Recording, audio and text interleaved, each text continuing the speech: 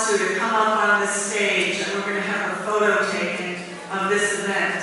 The organizers, the invitees, other organizations, signs, we're going to send a message to the people of the world that we will and we are determined to stop the Israeli with U.S. backing war crimes and crimes against humanity.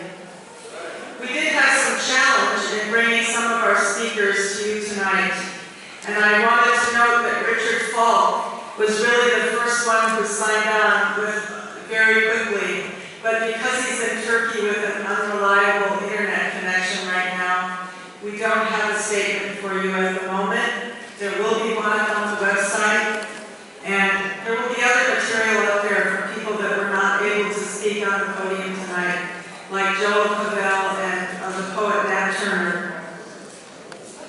We have a very special message right now from Miko Peled, and it's going to be read to you by William Lee, who was a key part of putting the evening together tonight.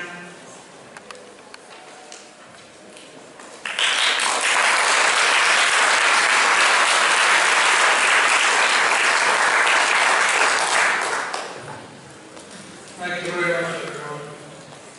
Miko Peled has sent us a statement and asked us to read it for him. Just to put the statement in a bit of context, I see that some people know who Miko is, but brief biography. Miko Peled is the author of The General Son, Journey of an Israeli in Palestine, with a foreword by Alice Waters, published by Just World Books, and available at the Revolution Books stable outside of the home. He was born in Jerusalem in 1961 into a well-known Zionist family. His father, Matti Peled, fought in the 1948 war and was a general in the 1967 war. And then he became a noted peace activist and a leading proponent of Israeli dialogue with the Palestinians and with the war. Miko Peled grew up in this highly political milieu, and he himself served in the IDF, service that he later came to regret. Miko is an accomplished professional martial arts practitioner and teaches at a dojo in Southern California, from where he sent this message. The list of vicious murderers, men and women who, as leaders of nations, committed unspeakable crimes is too long to recount. But none of them could have done it without the cooperation of the victims and the society in general. Cooperation with Israel validates Israel's right to terrorize and humiliate Palestinians without our consent. We, being all people of conscience, whether we are Palestinians or not, the call of the hour is non-cooperation and resistance against the injustice. Though people lay the blame for the violence in Gaza on Hamas, Israel did not start its assaults on the Gaza Strip when Hamas was established in the late 1980s. Israel began attacking Gaza when the Gaza Strip was established and populated with refugees in the early 1950s. Israel's objective has always been death and destruction, while the Palestinian resistance is fighting for freedom, for their rights, and for a better future.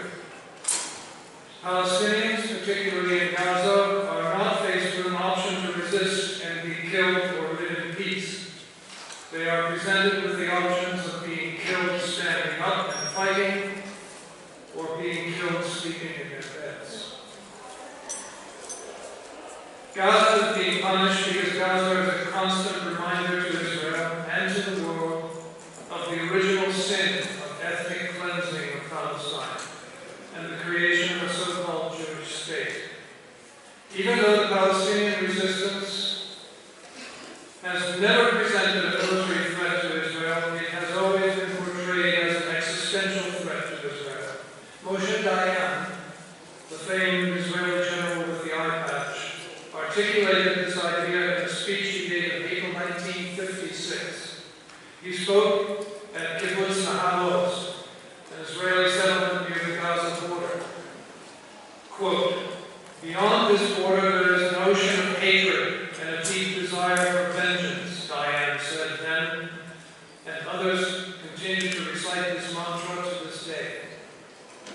But Palestinians have never possessed so much as a tank, a warship, or a fighter jet, not to say a regular army. So why the fear?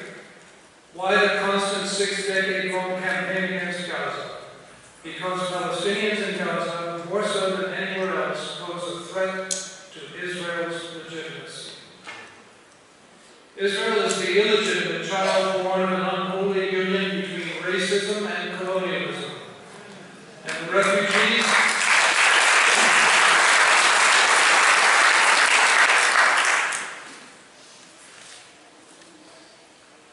the refugees who make up the majority of the population in Gaza Strip are a constant reminder of this. They are a reminder of the crime of ethnic cleansing upon which Israel was established.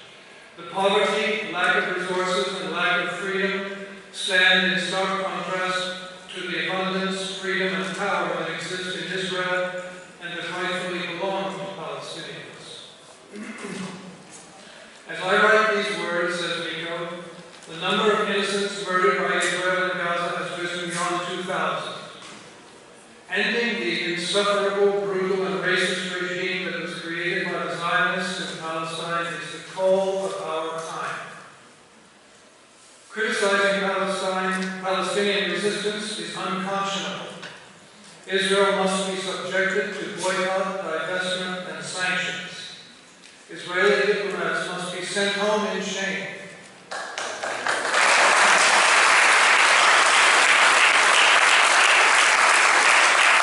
Israeli leaders and Israeli commanders traveling abroad must fear prosecution.